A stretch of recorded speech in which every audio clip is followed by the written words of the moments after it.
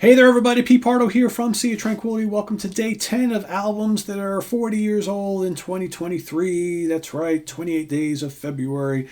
We are celebrating our 28 favorite albums that are turning 40 years old here in the 2023. Going back to 1983, right? Great year for music, all sorts of different genres, hitting big.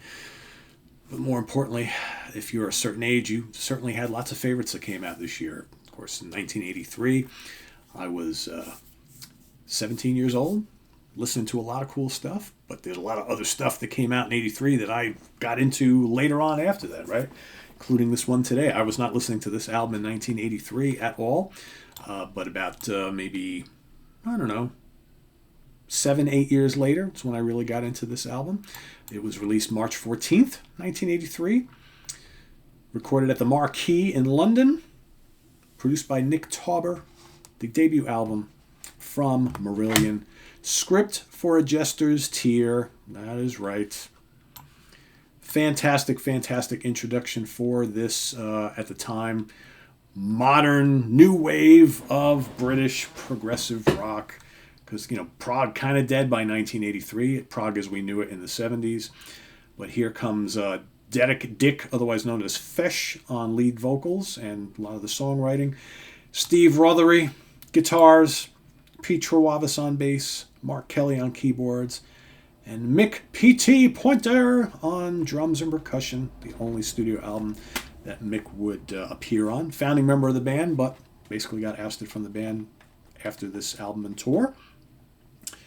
And what a great album it is, right? Basically, Marillion kind of take the Genesis playbook, bring it into the 80s, different production values, music's a little more upbeat, maybe certainly got more of a modern feel, but there you have Fesh, who's like Peter Gabriel, a poet interested in telling stories, a great personality on stage, would wear a little makeup and costumes and things, right? But here it's down to the dramatic music on this album. You got the title track, Script for a Jester's Tear, one of my favorite Marillion songs of all time. Great guitar work from Stephen Rothery. It's kind of from that Gilmore, Hackett, Latimer mold, right? Very melodic, emotional guitar playing. You got the clever, he knows you know, you'd know, but he's got problems. Great stuff there. Love Fish's delivery. Excellent stuff. The Web is big, upbeat, dramatic. Lots of great keyboards on that one.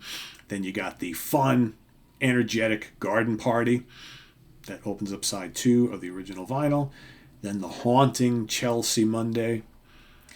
And then the big finale, which if you see a live footage, or maybe you've got a chance to see the band back in the day, but if you've seen live footage from them from this time, whenever they did Forgotten Sons, right? It's all about people at war, soldiers out to war, coming back from the war, and they're kind of forgotten, right? They did all this for their country or whatever, and yeah, the images of Fish, wearing the fatigues and all that with the gun up on stage, and yeah, haunting stuff. Great stuff. I really like this debut album quite a bit.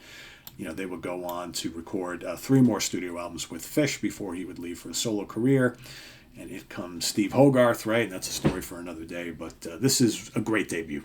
Really, really love this debut a lot. And this is one of the great albums. Great artwork, too. Great albums from that next wave of progressive rock in the early 80s. And then we would go see another wave starting in the 90s, right? But this is, pretty special album. And had to be on this list. There was no way I was going to leave it off. So let us know what you think in the comments below about Script for a Jester's Tear. If you've never heard it, go out and listen to it. Now's your chance. Get all the great goods from this album. Great, dark, melodic prog rock. Bring it into the 80s in a fine way. Love the logo, too. Fantastic, right? And let us hear your pick as well for day 10. Here as we march our way to number 28. So visit us on the web at www.seaoftranquility.org. We're on Facebook. We're on YouTube. All together. Say it all the damn time. Please subscribe if you haven't already and click on that notification bell so you get alert of all of our content as it posts.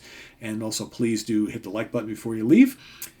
In addition, somewhere down there in the video description. Yeah, a couple stairs down. Yeah, there it is.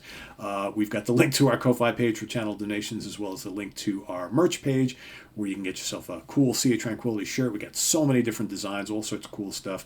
We got hoodies, we got hats and caps, all sorts of fun stuff. So go check that out as well. And we'll see you here in just a little while with Martin Popoff and myself at the Funhouse, where we take a look at some of our favorite music books, biographies, autobiographies, all that fun stuff. It'll be a fun show, so stay tuned for that. We've got the UK Connection coming up tomorrow, and then ranking the albums with Sleep on Sunday. So till then, I am Pete Pardo. Thanks for watching, everybody, and hope you're all well. We'll see you soon. Bye-bye.